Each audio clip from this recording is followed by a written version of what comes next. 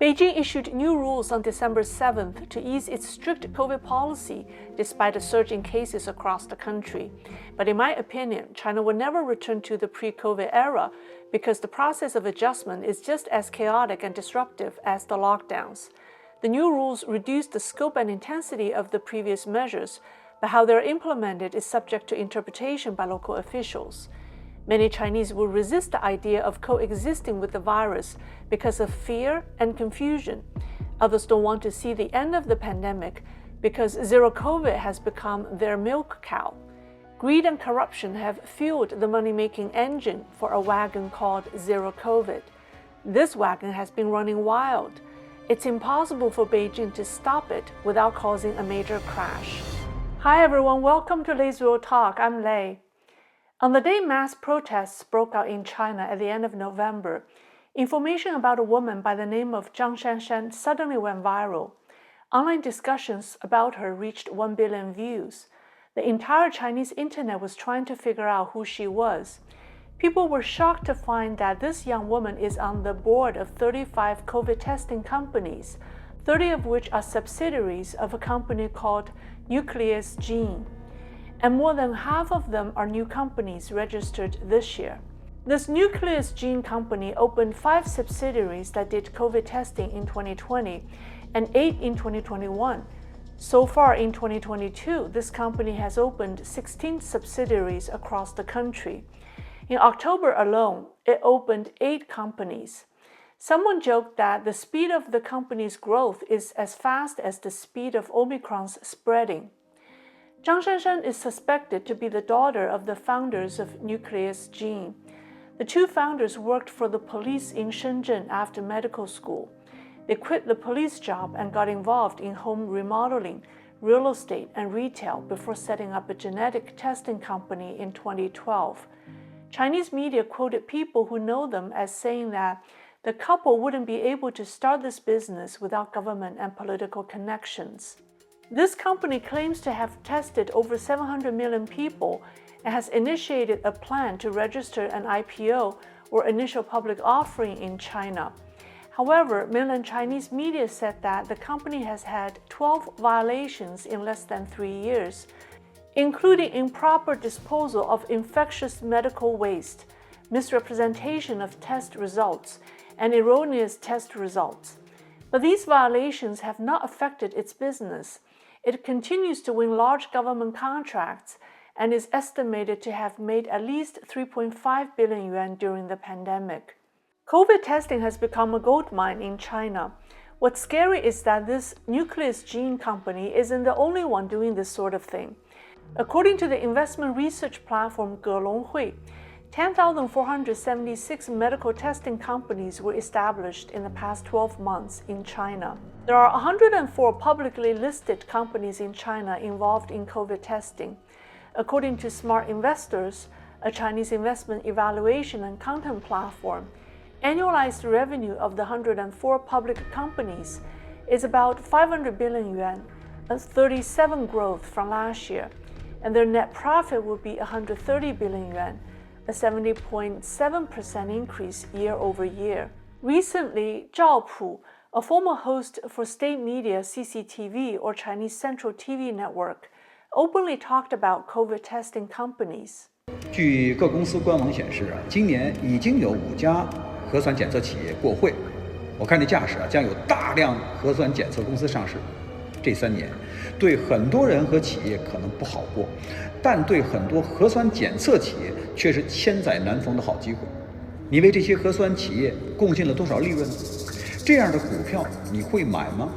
全民核酸，天天核酸，然后呢，就靠核酸检测把自己的检测公司给做上市了。如果一家只做核酸检测的公司上市，难道准备在全国大范围的、长久的继续核酸检测吗？ These companies certainly don't want COVID to go away.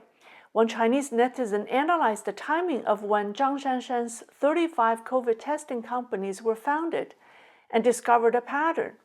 It seems that an outbreak of the virus usually ensues after a new company is set up. After Zhang's Shanxi company was registered in October, Shanxi became a hard-hit area in November. After her Hefei company was registered in September, an outbreak occurred there in October. In Ningxia, the company was registered 4 days after mass testing started in that province. Some people suspect that the outbreaks have been manipulated by the testing companies. Their suspicion isn't groundless. A report by NetEase on November 23rd disclosed that between June and July, provincial inspections found that 250 third-party COVID testing organizations frequently falsified test results. Among them, many are publicly listed companies or companies planning an IPO. COVID quarantine camps have also become a big business as a result of the zero-COVID policies.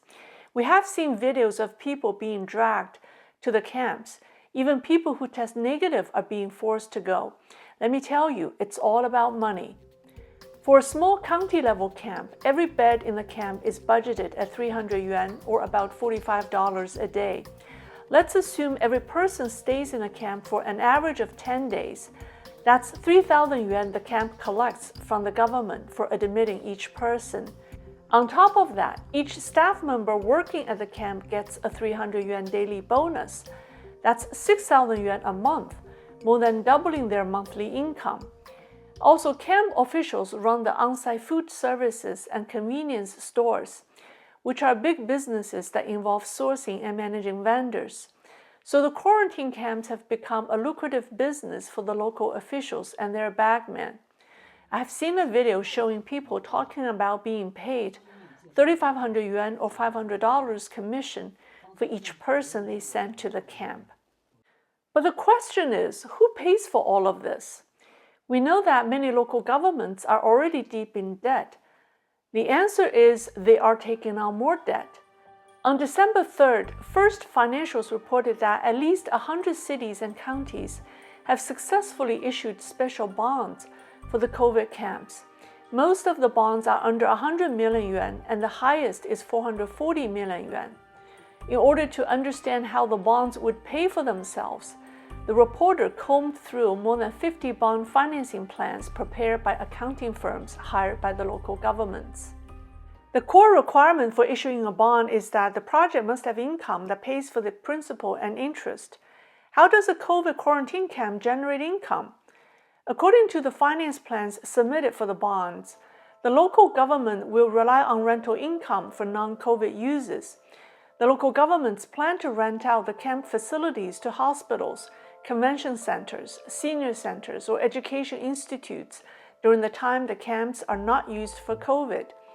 The plans include various assumptions about the pandemic in the next few years. Some have assumed that 140 days a year will be used for COVID, and 220 days will be for non-COVID uses, and this will be the case for the next 5 years.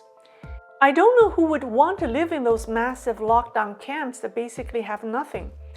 The local governments may force hospitals, schools, or senior centers to rent them, so they have the rental incomes on the books.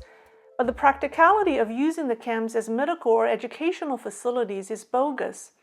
I think these camps are built by local governments to benefit their personal pocketbooks. They don't worry how they will pay back the bonds in the long run.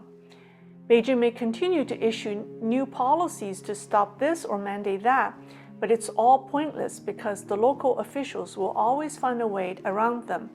It's called "You have a policy, I have a solution." In Chinese, it's 上有政策，下有对策. The engine greased by greed and corruption is taking the zero-COVID wagon on a wild ride, and Xi Jinping is losing control. Given that the timing of Zhang Shanshan's online notoriety came at the peak of the white paper movement, some people suspect that the negative stories about the testing companies is a publicity stunt by the CCP to arouse public resentment against the testing companies and to deflect the public's anger. On November 29th, the CCP mouthpiece People's Daily had a commentary that sternly concluded, "The chaotic scene of COVID testing has caused public outcry. It's time that we use severe punishment to stop the chaos." This article, however, was later removed from all major news portals. Why?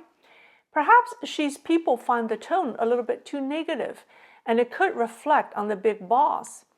It's ironic that Beijing now fears its own propaganda designed to control public sentiment. The CCP is trapped by its own policies, and that the zero-COVID wagon is on a path of no return and doomed to crash. That's all for today. Thank you, and I'll see you next time. Don't forget to like and subscribe.